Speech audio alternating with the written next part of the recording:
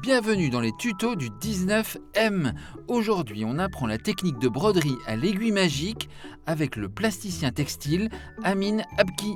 Je m'appelle Amin, je me considère comme plasticien textile. J'aime bien mélanger des techniques textiles, du coup m'inspirer de techniques textiles, notamment la broderie. Tout ça, ça vient d'un début où je faisais beaucoup de dessins et de peintures. Et en fait, dans mes peintures, il y avait quelque chose d'assez filandreux et j'avais envie d'amplifier ça. L'atelier s'appelle le hameau des égarés. L'idée, c'est que chaque participant réalise une façade de maison en broderie. À la fin de l'atelier, on réunira toutes ces façades afin de former un hameau.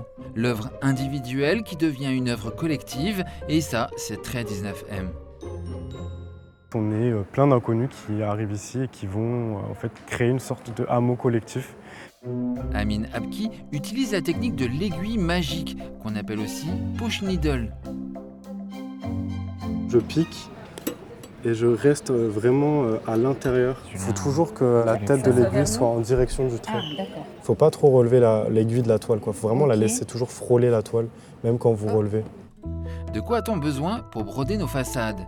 D'un feutre, d'une paire de ciseaux. On a besoin d'une aiguille punch needle, d'un enfilé aiguille. 2 toiles tendues sur un tambour ou un châssis. Toile de jute, ça peut faire l'affaire également. Et 2 pelotes de laine selon son goût.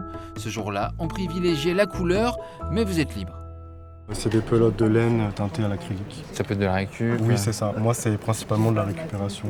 On peut défaire un vieux pull aussi, si on veut. Oui, totalement. Et c'est parti, première étape, on dessine la façade au feutre sur la toile. Quand vous allez faire votre traçage, pensez bien qu'en fait, on ne pourra pas broder sur les parties en bois. Jusque-là, rien de compliqué, il faut juste de l'inspiration. Pour ça, on peut s'aider des iconographies apportées par Amin Abki. Ou redessiner une façade qu'on a en tête, son immeuble, un monument connu, la maison de ses rêves. Donc, c'est vraiment consultatif. L'idée, c'est pas de refaire les mêmes choses. La deuxième étape est un peu plus complexe, on va enfiler la fameuse aiguille magique. On vient mettre son doigt ici et on bouge pour éviter que ça ressorte. En fait, en gros, l'idée, c'est que ça passe comme ça, hop, et que ça ressorte ici en haut. Et en fait, ici en haut, on a une boucle, normalement. Et je fais passer le fil ici, je tire un petit peu, et je récupère en fait par là. Troisième étape, on entre maintenant dans le vif du sujet, la broderie.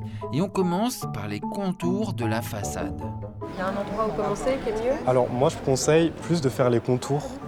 En théorie, la technique de l'aiguille magique est simple. Il suffit de piquer la toile avec l'aiguille, puis de la ressortir. Mais en pratique, au tout début, c'est un peu plus compliqué. Ça va? En fait, ça fait ça parce que je les tends pas assez Il faut tendre, que je les tienne, c'est mieux, vous pensez? Pour l'instant, peut-être c'est mieux. Ouais. Attention à ne pas trop exercer de pression non plus sur la toile. Ouais. Là, vous avez un nœud, c'est pour ça.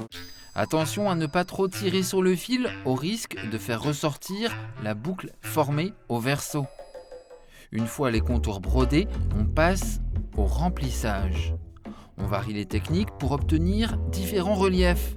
En piquant par le recto, on obtient une broderie à plat. En piquant par le verso, le résultat aura plus de relief. Et aussi, il faut vraiment toujours laisser assez de marge pour pas que la pelote de laine soit tendue. Sinon, ça va être plus difficile pour broder.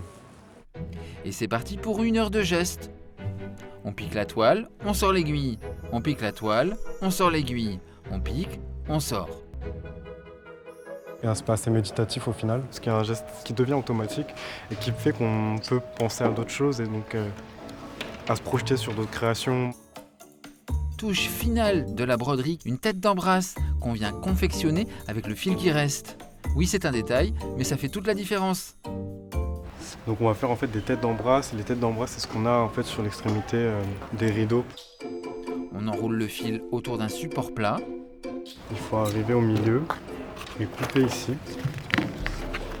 Après, vous avez ces cordes-là. On prend notre corde et on la plie en 2. Et en fait, on va venir la recouvrir.